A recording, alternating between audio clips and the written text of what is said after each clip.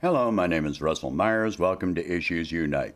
So I have talked about fossil fuels and the deceptions being used against you in previous videos and articles, and I want to cover a bit more of that. All right, the U.S. media is now pushing how China has increased their purchase of liquefied natural gas, LNG, from the U.S. What Western corporate media does not tell you is that China is buying more LNG from Russia than from the U.S. It seems unlikely that that is going to change. It's far more likely that Russia will build pipelines right into China. Another thing Western media does not mention is that the U.S. is also buying LNG from Russia. Seems kind of strange for the U.S. to be exporting LNG and concurrently importing LNG, doesn't it? More on that in a bit. The thing is, LNG is not like oil.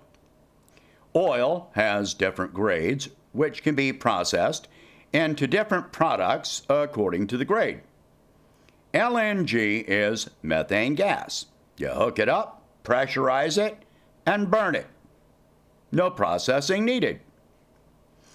I have mentioned that oil prices rising means higher prices on many other things. So many things we use today are derived from fossil fuels. Plastics, synthetic fabrics like nylon and polyester. Other products may not be directly derived from fossil fuels, but require fossil fuels for processing. Take silicone for an example. Yes, it is derived from silica, sand, but that sand must be heated to high temperatures, which require fossil fuels. It also requires solvents, which are fossil fuel based. Glass also comes from silica and must be heated to high temperatures using fossil fuels. Most alarmingly, fossil fuels are used in most nitrogen fertilizers used to produce food crops. As a result, a fuel shortage means a fertilizer shortage, which can easily result in a food shortage.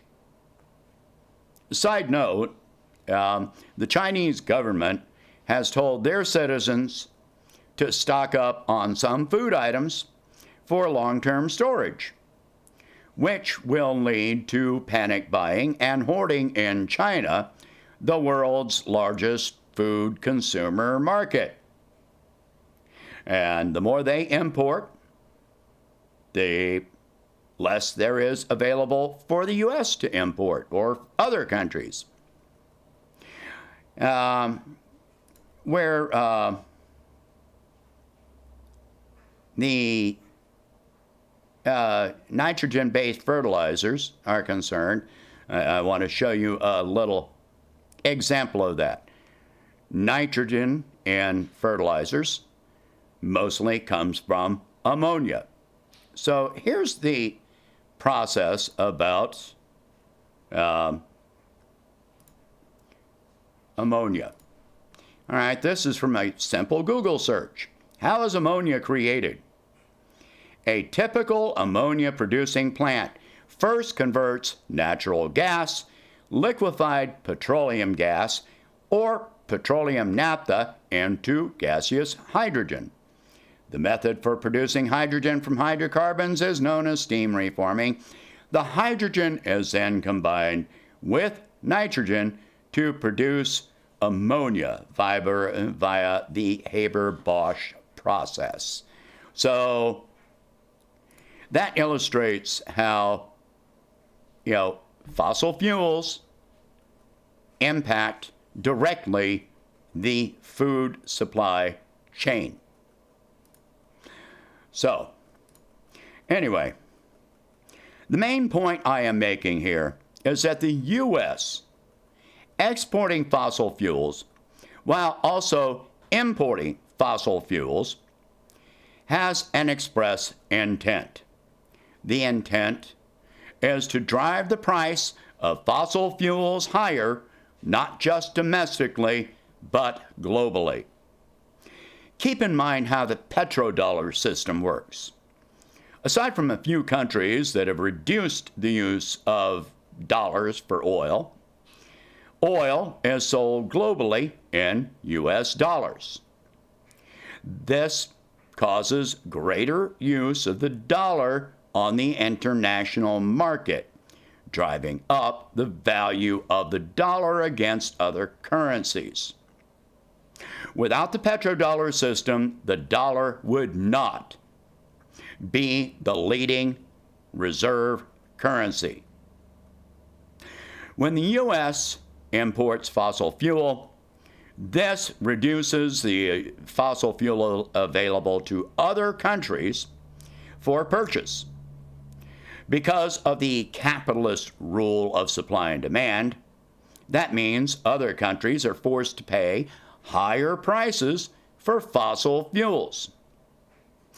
I've explained previously that a lack of supply does not lead to higher prices.